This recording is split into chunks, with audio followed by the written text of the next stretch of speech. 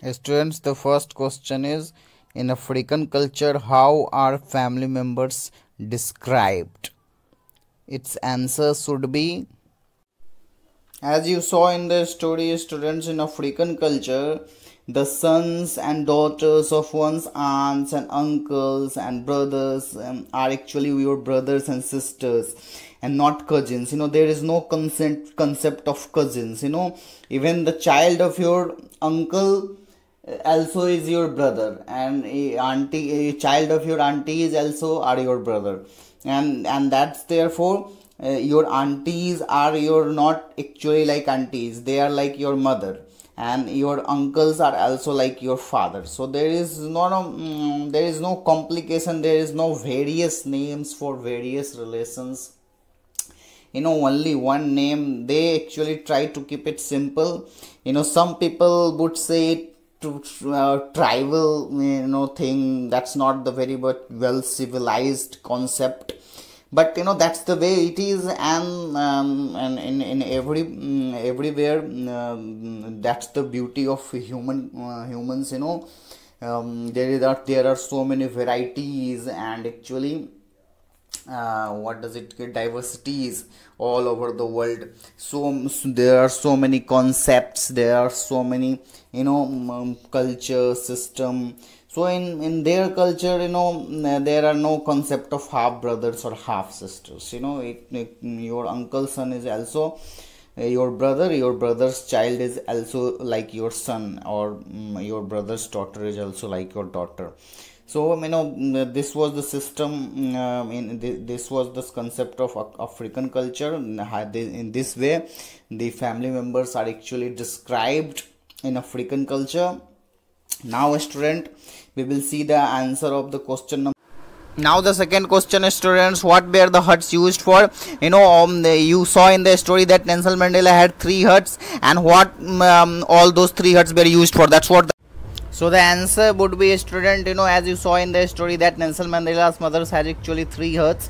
One hut was actually used for cooking, one for sleeping, and one for storage. In one hut, all those 3 mothers of Nelson Mandela, 2 of his aunties and one of his original mother, used to cook.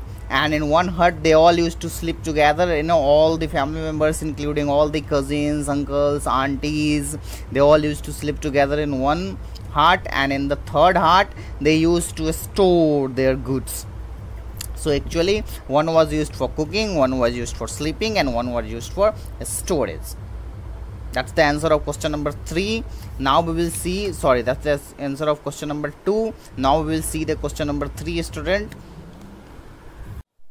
Student, question number 3 is, where did Nelson sleep as a child? It means where he used to sleep when he was a child, in his childhood, where he used to sleep. You all know that Nelson's family had only 3 huts. So Nelson Mandela generally used to sleep in one of the huts that his mother had actually in the story. And yesterday in one of the answers also you saw, students, that Nelson Mandela's mother had actually 3 huts, and in one hut they used to store their things, and in one hut they used to cook, and in one hut all the family members used to sleep. So actually he used to sleep along with his whole family, and whole family includes everybody: uncles, aunties, cousins, his brothers and sisters, and his own parents. Actually, everyone used to sleep in one hut, and they used to sleep on the ground. Actually, there were no furniture for sleeping, and anything such facilities that we generally have in our time, in modern time, or somebody who is rich, from the photo that's given in the story, or whatever you have read about him, about his childhood, you might guessed so far that they used to live with very limited materialism. They were so totally rooted to their ground.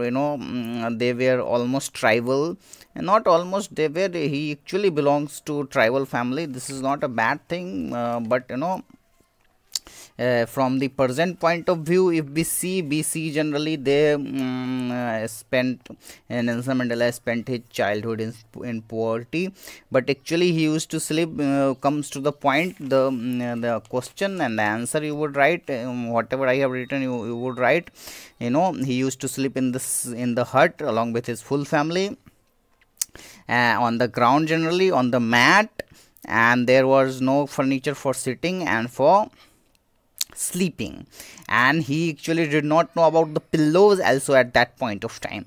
He has written in the story, as you read, he actually saw the pillows. He actually came to know what the pillows are, after many years. In his childhood he actually didn't know what the pillows are.